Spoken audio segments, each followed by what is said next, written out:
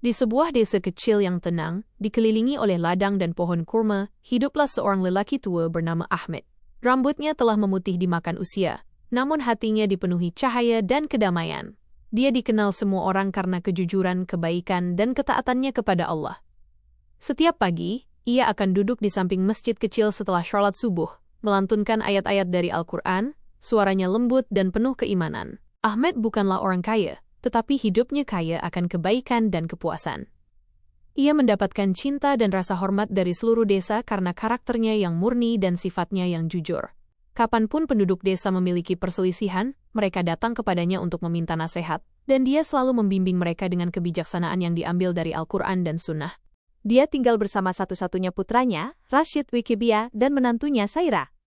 Dia telah membesarkan Rashid dengan penuh perhatian dan telah mengajarinya sejak kecil bahwa kebenaran adalah fondasi iman dan bahwa lidah seorang muslim tidak boleh berbohong, terutama bukan atas nama Allah. Namun seiring berjalannya waktu, Ahmed menyadari bahwa generasi muda mulai berubah. Orang-orang mulai lebih menghargai kekayaan daripada kejujuran, dan keserakahan perlahan-lahan merayap masuk ke dalam hati mereka. Meskipun demikian, Ahmed tetap berharap. Setiap malam, ia berdoa untuk putra dan menantunya, memohon kepada Allah untuk menjaga mereka di jalan yang lurus. Dia sering mengingatkan mereka, "Anak-anakku, jangan pernah biarkan kecintaan pada dunia ini membuat kalian melupakan rasa takut kepada Allah. Apa yang diperoleh melalui kebohongan tidak akan pernah membawa kedamaian." Mereka mengangguk sopan, tetapi jauh di lubuk hati mereka sudah mulai menjauh dari nasihatnya. Namun, Ahmed tidak tahu bahwa ujian kebenaran dan iman yang sebenarnya akan segera datang. Sebuah ujian yang akan mengguncang rumahnya dan menunjukkan betapa mengerikannya dosa sumpah palsu di atas Al-Quran. Seiring waktu berlalu, kehidupan di rumah Ahmed mulai berubah. Putranya, Rashid, yang dulunya rendah hati dan patuh, kini nafsu duniawi mulai menggelapkan hatinya. Dia mulai menghabiskan lebih banyak waktu dengan para pedagang dan pemilik tanah di kota terdekat. Orang-orang yang hanya berbicara tentang kekayaan, kekuasaan, dan properti. Perlahan-lahan, keserakahan yang selalu ditakuti Ahmed mulai berakar di dalam jiwa Rashid. Istri Rashid, Saira, masih muda dan ambisius. Dia sering mengeluh tentang cara hidup mereka yang sederhana. Ketika dia melihat wanita lain mengenakan perhiasan emas dan tinggal di rumah besar, hatinya dipenuhi rasa iri. Setiap malam dia berbisik kepada Rashid, "Ayahmu punya tanah dan tabungan, tapi dia tidak memberi kita apa-apa. Dia bilang semuanya akan disumbangkan ke masjid setelah dia meninggal. Lalu, apa yang akan kita miliki? Apakah kita harus hidup miskin sementara dia memberikan semuanya?" Awalnya, Rashid mencoba membungkamnya, tetapi kata-katanya mulai bergema di benaknya. Malam demi malam, ia berbaring terjaga memikirkan properti itu. Ladang, rumah, dan terutama sebidang tanah yang telah dijanjikan ayahnya untuk didedikasikan bagi masjid. Suatu sore, Saira berkata dengan tajam, "Jika dia memberikan tanah itu kepada masjid, kita tidak akan punya apa-apa lagi. Kamu adalah satu-satunya putranya, itu milikmu secara hak. Kita harus melakukan sesuatu sebelum terlambat." Rashid merasa terbelah antara keserakahan dan rasa bersalah. Dia tahu niat ayahnya mulia, tetapi hatinya telah menjadi lemah. Bisikan setan-setan memberi makan nafsunya, membuatnya percaya bahwa dia pantas mendapatkan kekayaan itu. Sementara itu, Ahmed menyadari perubahan perilaku putranya, kurangnya rasa hormat, kemarahan yang tersembunyi, mata yang gelisah. Hatinya diselimuti kesedihan, tetapi dia masih berharap Rashid akan mengingat pelajaran iman yang pernah dia ajarkan. Ahmed sering berkata, "Anakku, kekayaan datang dan pergi, tetapi keridaan Allah kekal. Jangan pernah menukar kedamaian abadi demi keuntungan sementara." Tetapi saat ini, Rashid dan Saira telah membuat janji diam-diam pada diri mereka sendiri, janji yang berbahaya. Mereka tidak akan membiarkan tanah itu pergi ke masjid, apapun yang harus mereka lakukan. Dan tak lama kemudian, keserakahan mereka akan mendorong mereka menuju dosa yang begitu besar, sehingga akan mendatangkan murka Allah. Dosa mengambil sumpah palsu di atas Al-Quran. Hari-hari berlalu, dan ketegangan di rumah Ahmed diam-diam semakin berat. Topik tentang tanah, sebidang tanah suci yang ingin disumbangkan Ahmed kepada masjid, menjadi dinding tak terucapkan antara ayah dan anak. Ahmed sering melihat keluar ladang kecil dari jendelanya, mengingat bagaimana almarhum istrinya membantunya menanam pohon kurma pertama di sana. Baginya, tanah itu bukan sekadar tanah, itu adalah barokah, berkah, karunia dari Allah yang ingin ia dedikasikan atas nama NYA. Suatu malam, setelah sholat maghrib, Ahmed duduk bersama Rashid dan berkata dengan lembut, "Anakku, aku telah memutuskan bahwa tanah di belakang rumah kita akan diserahkan kepada masjid. Itu akan menjadi tempat di mana para musafir dapat beristirahat, dan anak-anak dapat belajar Al-Quran. Ketika aku tiada, Aku ingin orang mengingat tanah ini sebagai tempat ibadah, bukan tempat keserakahan. Hati Rashid tenggelam. Dia merasa seolah-olah semua mimpinya tentang kekayaan tiba-tiba lenyap. Istrinya, Saira, yang berdiri di dekatnya, mengepalkan tinjunya dalam kemarahan yang terdiam. Malam itu, dia menghadapi Rashid di kamar mereka. Apakah kamu akan membiarkan dia memberikan segalanya sementara kita hidup seperti pengemis? Tanah itu milikmu. Kamu harus menghentikannya, dan jika kamu tidak bisa meyakinkannya, maka yakinkan orang lain bahwa tanah itu sudah menjadi milikmu. Rashid merasa terjebak. Pikiran untuk menentang ayahnya membuatnya malu, namun nafsu untuk memiliki membutakan imannya. Pikirannya dipenuhi pikiran yang dulunya akan ia sebut dosa. Tapi bagaimana? Bisiknya. Semua orang tahu keputusan Abba. Mereka tidak akan percaya kita. Saira menatap matanya dan mengucapkan kata-kata yang akan menyegel nasib mereka. Jika orang tidak mempercayai kata-katamu, mereka akan mempercayai sumpahmu. Dan tidak ada yang lebih kuat di desa ini daripada sumpah seseorang di atas Al-Quran. Kata-kata ITU menusuk Rashid seperti pedang. Bersumpah palsu di atas Al-Quran, firman Allah, adalah sesuatu yang selalu diperingatkan ayahnya untuk tidak pernah dilakukan. Tapi keserakahan telah mengaburkan penilaiannya. Dia mulai membayangkan betapa mudahnya penduduk desa akan mempercayainya jika dia bersumpah di atas kitab suci ITU. Malam itu, saat dunia di luar hening, suami dan istri membuat keputusan yang penuh dosa. Mereka berencana untuk berdiri di hadapan semua orang keesokan harinya dan bersumpah palsu di atas Al-Quran, mengklaim bahwa Ahmed telah memberikan tanah itu kepada mereka. Saat mereka tidur, tidak menyadari, para malaikat mencatat niat mereka, karena Allah mengetahui setiap rahasia hati. Ahmed, di kamarnya yang kecil, sholat tahajud pada malam yang sama, air mata mengalir di wajahnya saat dia berbisik, "Ya Allah, lindungi keluargaku dari penipuan dan dari bisikan setan." Tetapi ujian telah dimulai, dan tak lama kemudian, cahaya kebenaran di rumahnya akan dibayangi oleh kegelapan sumpah palsu yang akan mengundang murka Allah. Pagi berikutnya, matahari terbit di atas desa yang tenang, memancarkan cahaya keemasan di ladang. Tetapi di dalam rumah Ahmed, badai penipuan yang hebat akan segera terjadi. Rashid dan Saira telah membuat keputusan gelap mereka. Mereka akan berdiri di hadapan orang-orang, bersumpah di atas Al-Quran, dan mengklaim bahwa Ahmed telah dengan sukarela memberikan tanah ITU kepada mereka. Tangan Saira gemetar saat dia mengeluarkan Al-Quran dari rak. Untuk sesaat, hatinya ragu. Halaman-halaman suci itu seolah membisikkan peringatan, "Jangan gunakan aku untuk kebohongan."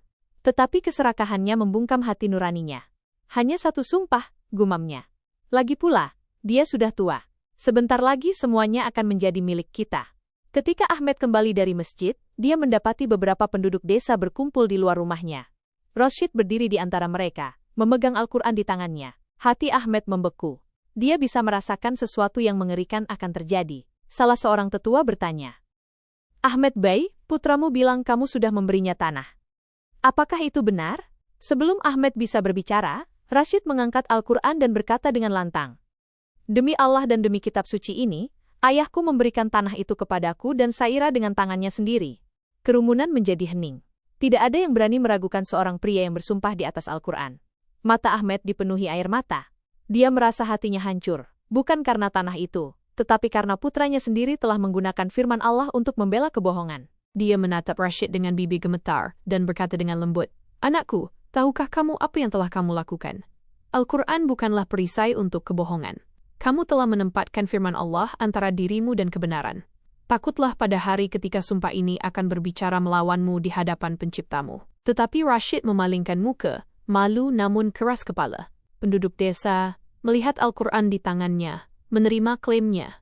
Mereka menoleh ke Ahmed dengan rasa kasihan, tetapi tidak ada yang berani mempertanyakan sumpah yang dibuat di atas kitab Allah. Malam ITU, rumah terasa lebih dingin dari sebelumnya.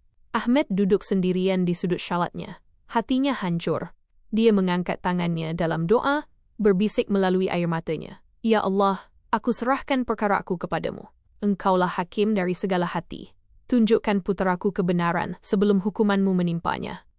Sementara itu, di kamar sebelah, Rashid dan Saira merayakan keberhasilan mereka.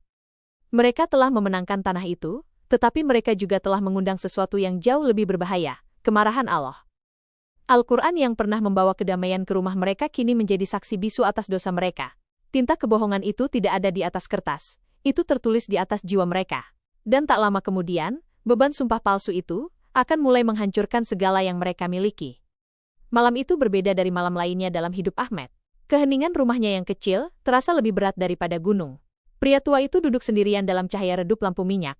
Al-Quran terbuka di hadapannya. Tangannya gemetar saat membalik halaman, tetapi matanya tidak bisa lagi fokus pada kata-kata. Mereka kabur karena air mata. Adegan pagi itu terus terulang dalam benaknya. Putranya sendiri, darah dagingnya, berdiri di hadapan semua orang dengan Al-Quran di tangannya, mengucapkan kebohongan yang begitu besar, sehingga bahkan para malaikat pun pasti menangis. Hati Ahmed sakit. Bukan karena tanah, tetapi karena hilangnya iman yang dia lihat di jiwa putranya. Ya Allah, bisiknya dengan sedih, aku membesarkannya untuk mencintaimu dan takut kepadamu. Aku mengajarinya bahwa Al-Quran adalah kebenaran itu sendiri. Bagaimana dia bisa menggunakan kitabmu untuk menyembunyikan kebohongan?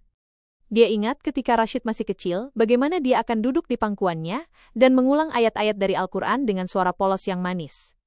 Sekarang suara yang sama telah mengkhianati kebenaran. Rasa sakit itu tak tertahankan. Tetapi bahkan dalam kesedihannya, Ahmed tidak mengutuk putranya. Hatinya terlalu murni untuk kebencian. Sebaliknya, ia berdoa, Ya Allah, bimbing dia kembali kepada cahayamu.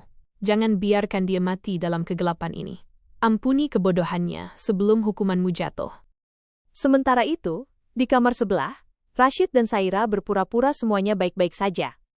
Mereka berbicara dengan suara pelan, berusaha mengabaikan rasa bersalah yang menekan hati mereka.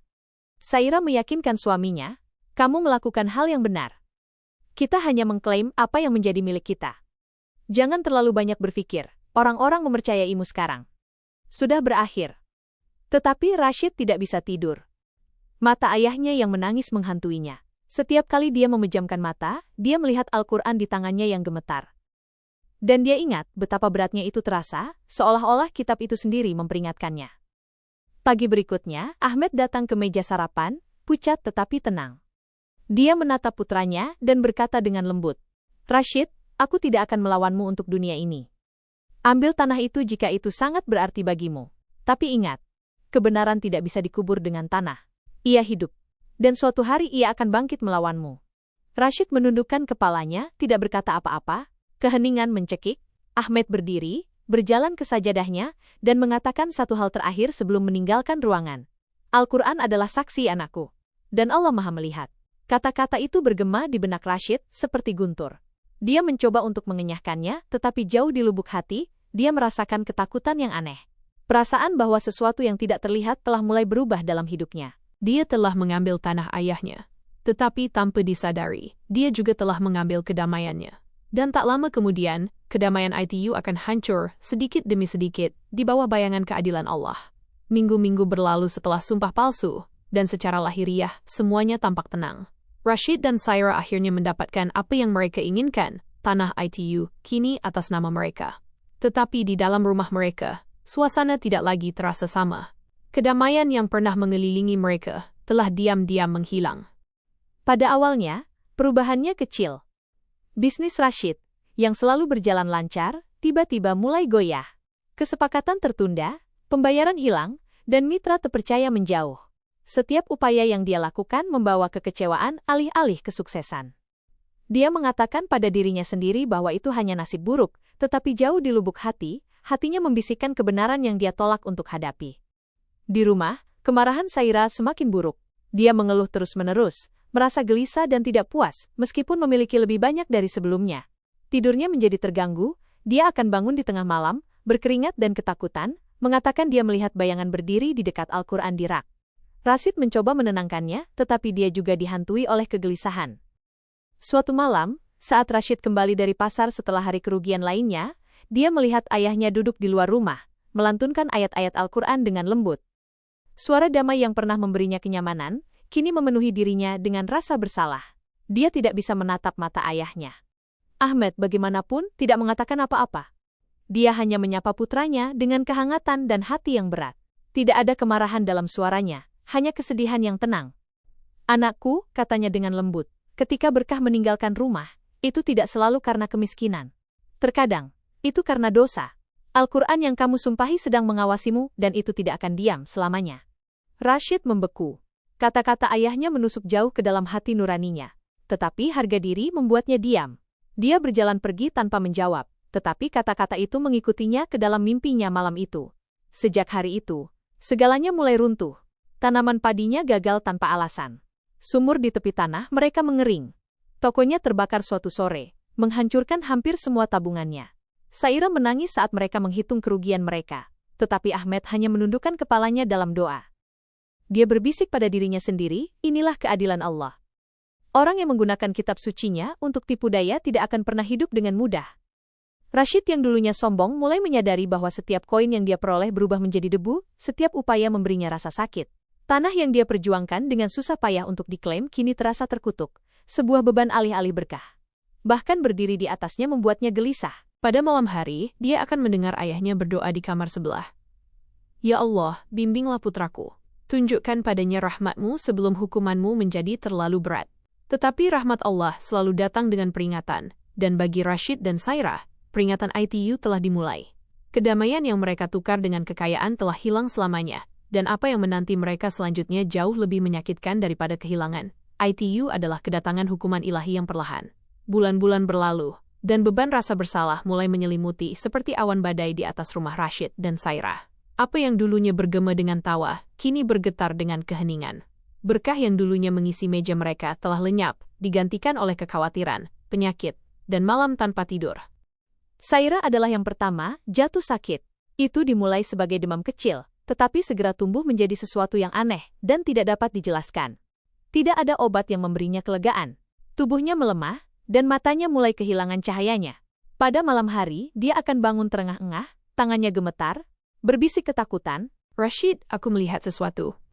Ia berdiri di dekat Al-Quran. Ia mengawasi kita. Rashid mencoba menenangkannya, tetapi jauh di lubuk hati dia tahu kebenarannya. Ini bukan hanya mimpi. Ini adalah hukuman Allah yang tidak terlihat atas sumpah palsu yang telah mereka ambil. Setiap pagi, kondisi Saira memburuk. Kekuatannya memudar, dan hatinya dipenuhi penyesalan. Dia akan menangis dan berkata, "Mengapa kita melakukannya, Rashid? Mengapa kita menggunakan kitab Allah untuk kebohongan? Hari itu aku merasakannya memperingatkanku, halaman-halaman itu gemetar di tanganku." Rashid hampir tidak bisa menatapnya. Dia telah kehilangan segalanya, bisnisnya, kekayaannya, dan sekarang kedamaiannya. Bahkan tanah yang pernah dia perjuangkan telah menjadi tandus. Tanaman tidak akan tumbuh. Tanah terasa mati di bawah kakinya. Ahmed menyaksikan semuanya dalam diam. Hatinya hancur untuk putra dan menantunya, namun dia tidak pernah berkata, "Sudah kubilang." Sebaliknya, dia menghabiskan malam-malamnya dengan berdoa, menangis di hadapan Allah untuk pengampunan mereka. Ya Rabb, ia akan menangis. Jika kemarahan-Mu telah menimpa mereka karena aku, maka ampunilah mereka demi aku. Hilangkan rasa sakit mereka, dan bimbing mereka kembali kepadamu. Tetapi keadilan Allah harus berjalan.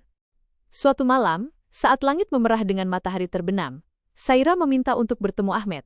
Suaranya lemah, tangannya dingin. Ketika dia datang ke sisi tempat tidurnya, dia menatapnya dengan mata berkaca-kaca dan berbisik, "Abah, aku tidak tahan lagi. Aku melihat dosaku setiap kali aku memejamkan mata.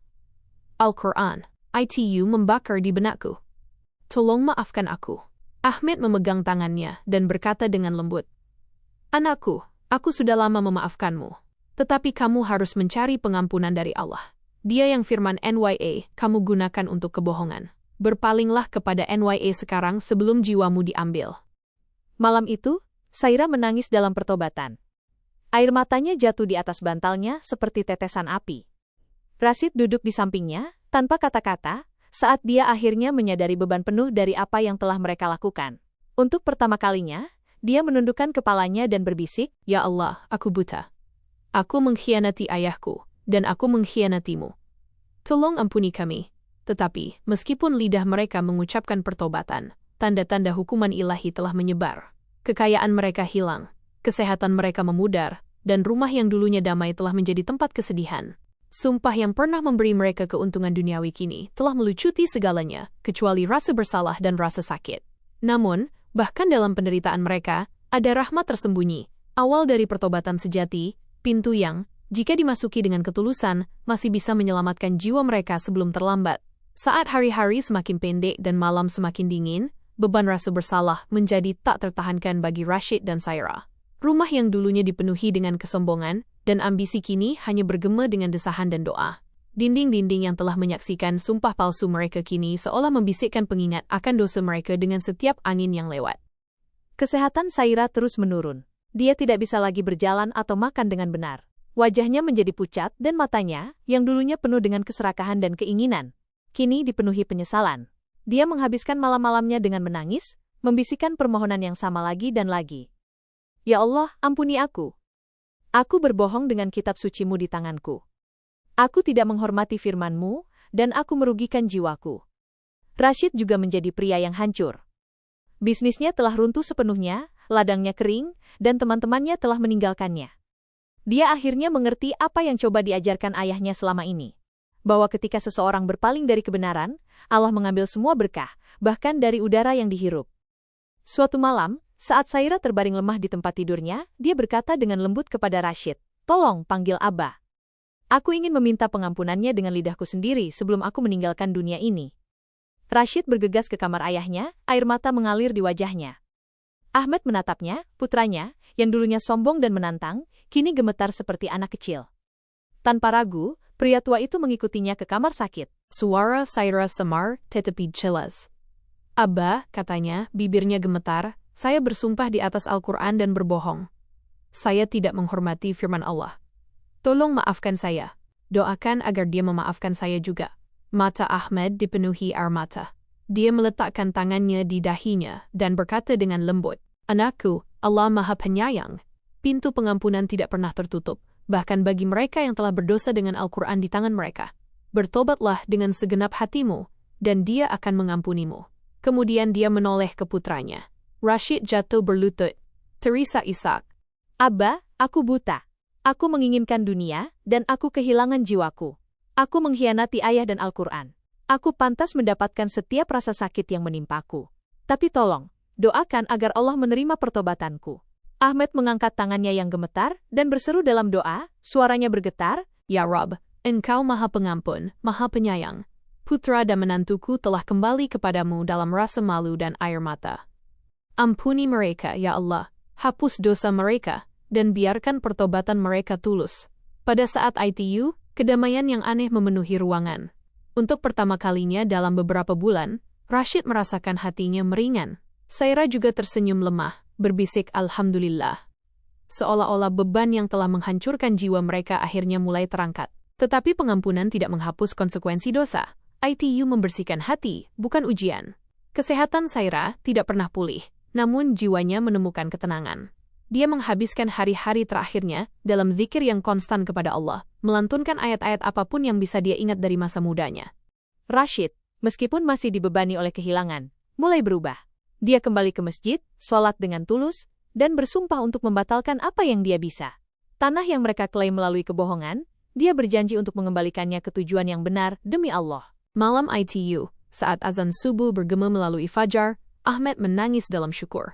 Putranya akhirnya kembali. Bukan dengan kekayaan, tetapi dengan iman. Badai penipuan akhirnya pecah, dan dari abunya bangkitlah cahaya pertobatan, satu-satunya jalan yang menuntun seorang pendosa kembali kepada rahmat Allah.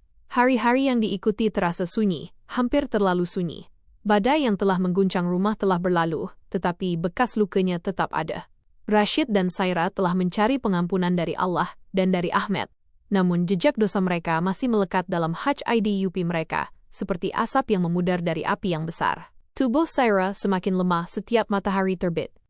Tetapi dalam kelemahannya, dia telah menemukan kedamaian.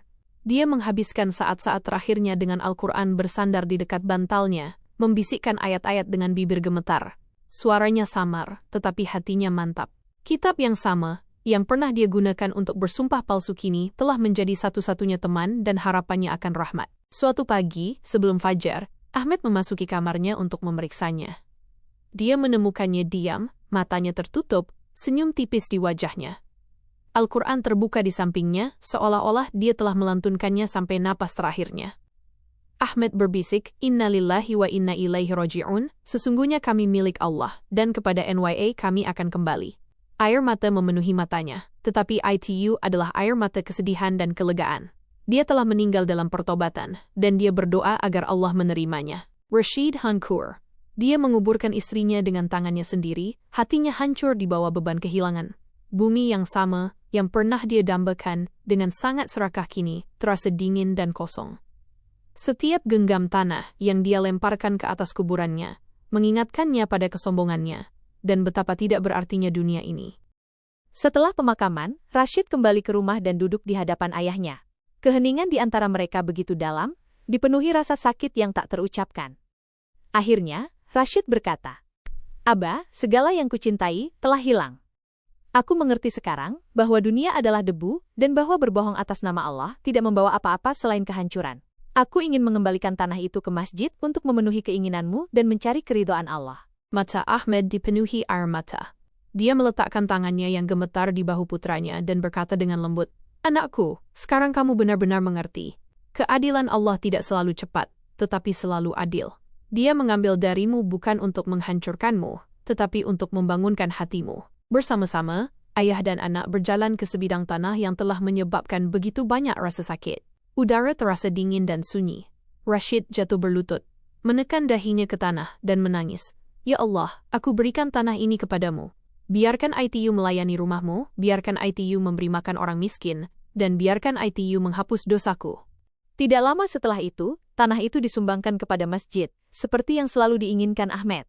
Penduduk desa menyaksikan dengan takjub saat Rashid bekerja tanpa lelah untuk membangun kembali apa yang pernah hilang.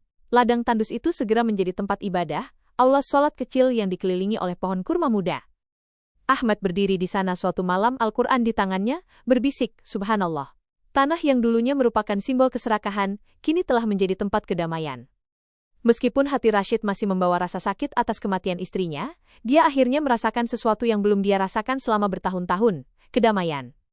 Dia menghabiskan hari-harinya dalam doa, pelayanan, dan sedekah, mengajarkan orang lain pelajaran yang dia pelajari melalui penderitaannya sendiri. Jangan pernah menggunakan nama Allah untuk kebohongan. Al-Quran adalah kebenaran, dan orang yang bersumpah palsu demi ITU mengundang kehancuran pada dirinya sendiri. Keadilan Allah telah terpenuhi.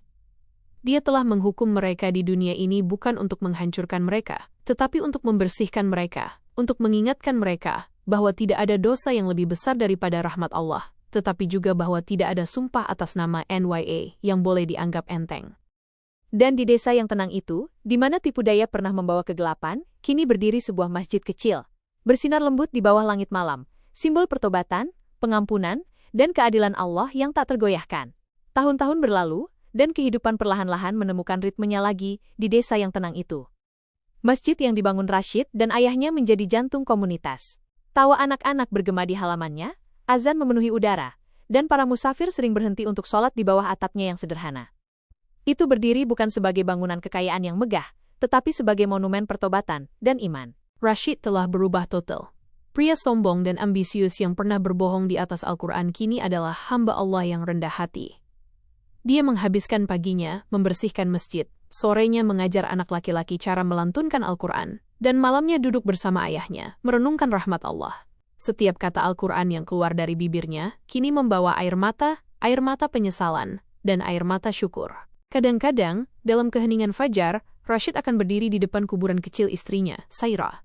Dia akan berbisik dengan lembut, "Kamu mengajariku pelajaran terbesar, bahwa rahmat Allah lebih besar daripada murka NWA, tetapi kebenaran NWA tidak boleh dianggap enteng. Kita berdua kehilangan banyak, tetapi kita memperoleh satu hal yang benar-benar penting, iman." Ahmed, yang kini tua dan lemah, akan tersenyum lembut setiap kali melihat putranya sholat. Rasa sakit masa lalu telah digantikan oleh kegembiraan yang tenang, kegembiraan melihat anaknya dibimbing sekali lagi. Dia tahu bahwa Allah telah menguji mereka semua, dan melalui ujian ITU, dia telah memurnikan hati mereka. Suatu malam, saat matahari terbenam di balik bukit, mewarnai langit dengan nuansa emas dan merah tua, Rashid duduk di samping ayahnya di tangga masjid. Azan maghrib bergema dengan lembut. Ahmed menatap putranya dan berkata, "Apakah kamu lihat anakku? Allah tidak pernah menzolimi siapapun. Kita menzolimi diri kita sendiri, dan kemudian kita menangis ketika keadilan NWA mencapai kita. Tetapi saat kita bersujud di hadapan NYA dalam kebenaran, dia mengubah rasa sakit ITU menjadi cahaya." Rashid mengangguk, matanya basah. "Aba, aku dulu berpikir bahwa kehilangan kekayaan dan kenyamanan adalah hukuman. Sekarang, aku melihat itu adalah rahmat. Allah mengambil segalanya untuk memberiku dirinya." Malam itu, setelah menunaikan sholatnya, Rashid duduk dalam keheningan, menatap Al-Quran yang terbuka di hadapannya. Jari-jarinya menelusuri garis-garis suci, dan dia berbisik, "Ini bukan hanya kitab kata-kata, ini adalah kitab kehidupan, kitab kebenaran."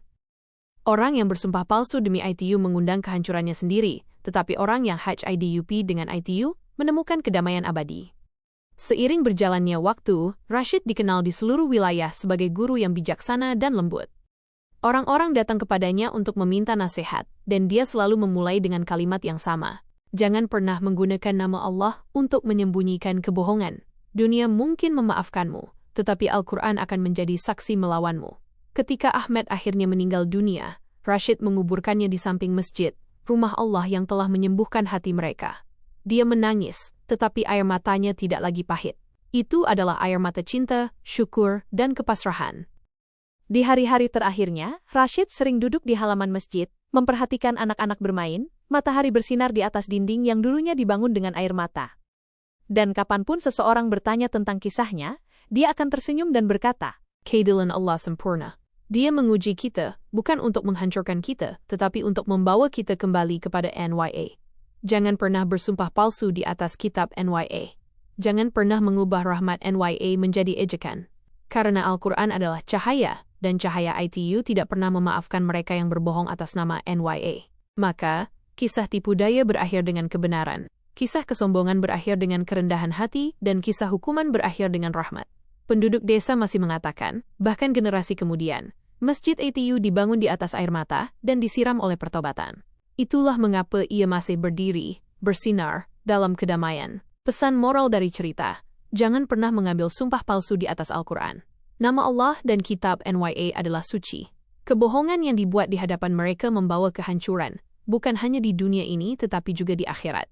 Namun, rahmat Allah tidak terbatas, siapapun yang bertobat dengan tulus akan menemukan pengampunan NYA. Karena cahaya NYA selalu menyambut mereka yang kembali kepada NYA dalam kebenaran.